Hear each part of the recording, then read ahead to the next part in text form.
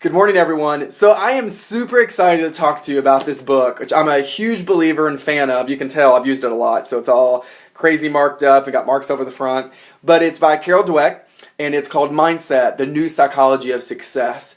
And I want to talk today about how it really shapes how we parent and how we lead people in organizations. And I think there's something that every one of us watching this video today can really get out of this, to think differently about how we're communicating and showing up in our families and with the teams that we work with.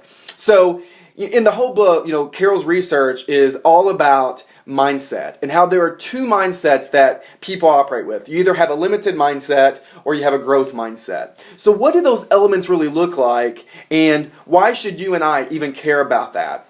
And as I finished this book, and I've been reflecting on it for the past couple months and sharing it with other people, there's one thing that I really think I've gotten clear on. It's that I think oftentimes as leaders in organizations, we coach people for performance. And I think there's another way. And I believe that we need to start coaching people for a mindset, because mindset is what creates performance. And so many times, high performers, like many of you probably watching this video, I think because of what's happened in our past and how we've learned to cope, sometimes we actually create a limited mindset. And I know that was me for a long time. So how do we start coaching individuals, kids, and other people in more of this growth mindset, which is we know where people reach their full potential?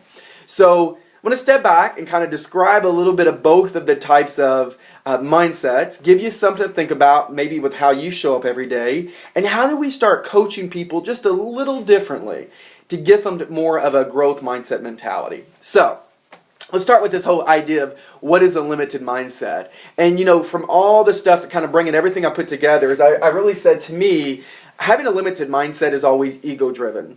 And we usually create our ego as a way to protect ourselves. And what I mean by egos, if you've seen some of the past videos, it's not this whole sense of arrogance, but it's this false sense of who we try to create ourselves to be, or this idea that we're trying to live up to. So an example was, in middle school, I started making really good grades. And when I started making great grades, all of a sudden I started receiving validation from my mom and my dad and family members and friends.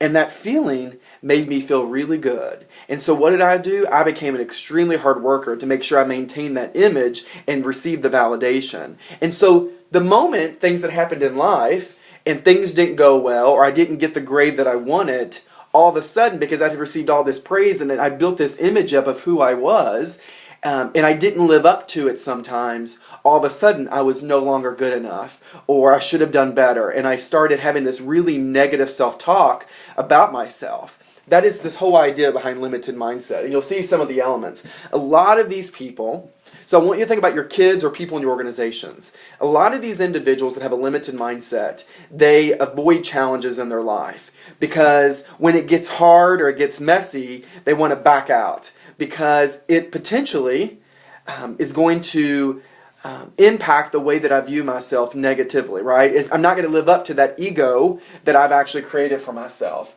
And so you'll see it says they give up easily. That a lot of times their effort, if this extra effort's fruitless, they don't see the need. If it doesn't come natural, then I'm not going to worry about it. These people a lot of times ignore feedback. So think about the way that we coach individuals and organizations. We've all been there where we've given somebody some really honest, maybe hard, criticism or feedback, and they just refuse to accept it, or they get nasty with you. And that could even be your kids or even your partner. And a lot of times when we lack self-worth or self-regard, and we give people this feedback that maybe they're not ready for, or they don't want to hear because it's going to affect their ego, they get nasty and they ignore it, or they refuse to accept it, or they're going to push back and try to prove or shame you and why what you just said is wrong. And the last thing, a lot of these individuals are threatened by other people's success. They're not about taking people with them and trying to learn a lesson in every opportunity. And so there's a different way. And, I will always believe that a lot of these people can still be high performers in organizations. But I think as they start to get up in management positions and leadership, that's where they're really going to struggle. Because it's more about collaboration. It's more about leading with your heart, not just your head, and doing the work. And so how do we start coaching to this growth mindset and give people a different way to show up, or offer them a different way to show up? And so what are the characteristics? I always put, this is all about challenging people to change the internal monologue in their head. Everyone walks into work every day with a bunch of invisible baggage over their shoulder that we often don't get to see as leaders in organizations until we build trust and we really learn to sit down and have some authentic conversations with them. So the elements of people with a growth mindset is that they embrace the challenges. There's a story in the book that I love when Carol talks about they gave kids puzzles. And when they gave all these kids puzzles, and the puzzles were easy and everyone was doing it, everyone loved it, they were all having a good time. But what happened the moment they gave them a different puzzle and they got really challenging? The kids with the limited mindset all of a sudden didn't like the puzzles. They gave up. They were stupid. They no longer wanted to work on them. The kids that had this growth mindset mentality loved the puzzles because they saw the challenge and they saw the opportunity to learn something even when they might not have been successful. They learned something about themselves and about the process. They embraced the challenge that came with the opportunity. And that was the difference in the students. They also, again, with the puzzles, they persist in setbacks. They didn't give up. They kept going. They kept trying a different solution. These people think effort is about mastery, and you don't just have to have it naturally, that you work hard, you learn stuff, and that's how you reach your potential. And these last two are really important.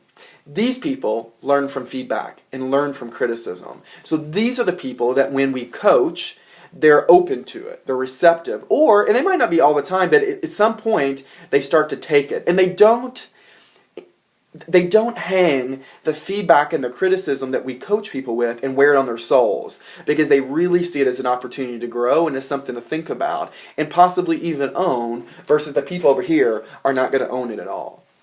And these people are all about learning from other people's success, sharing stories, helping lift other people up, on the team or in the organization, because there's a lesson we can learn from all those opportunities.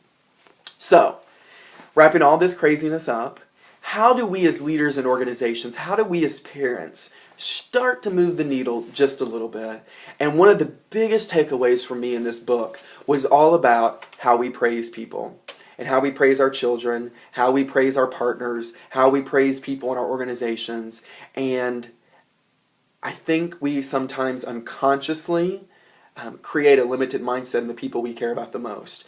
And Carol talks a lot about, in this limited mindset approach, that what happens and what creates it is we often praise people's intelligence or their talent. And so back to my story about when I started making great grades. What did people in my life tell me? Oh, you're so smart. Keep it up. We're so proud of you. And they always praised my intelligence. Or when I was in band and I played trumpet and I got into color guard and all this stuff, people praised my talent. Well, the moment something in life got messy or I had a challenge and I didn't feel like I'd lived up to that expectation, I either got nasty with other people, pushed back, wasn't ready to accept the feedback, or I had that negative self-talk in the background. And so she said, oftentimes we don't do it intentionally, but when we praise intelligence and talent, we're subconsciously creating that limited mindset in our own kids and in the people we lead in organizations. And the other approach to create this growth mindset is to praise people, and for not their intelligence or talent, but for the process that they used, right? Or the strategies or their effort. Justin, I saw that you studied almost every night this week to get the grade. And I want you to know, if you keep doing that level of effort in everything that you do, you're going to reach your potential. Or the choices that they made, right? Sandy, I saw how in this meeting, you really made sure to sit back and to listen to everyone's opinion in that meeting, to really bring them with you. And I know if you keep doing that, you're going to get to the leadership position that you really want. And so I would invite every one of us watching this video today to say, how are we praising people in our life? Are we praising them for just their intelligence and talent and trying to build them up from their self-confidence? And I know we have good intentions behind doing that, but is that subconsciously creating a limited mindset in the people that we don't want to create? And can we this week just get clear about how we're going to praise people and really focus on praising people more for their process, their strategies, their effort, or their choices. Because at the end of the day, if we can create, I always say, if we don't change performance, we change people's mindsets. Mindset's what's going to create the performance in our organization, in our families, in our relationships. So, hope it gives you something to think about. If you've never read this book, I highly recommend it. Carol Dweck's research is fascinating. Tons of great stories about famous people in history that have a growth mindset versus limited mindset, and truly will change your mindset about how you lead in organizations, how you show up in your relationships, how you parent, and how you are just as a friend with people. So, big thank you to Dr. Carol Dweck. I really admire everything that you've done. I hope to get the chance to meet and hear you one day. For everyone else, no one tells you today they believe in you.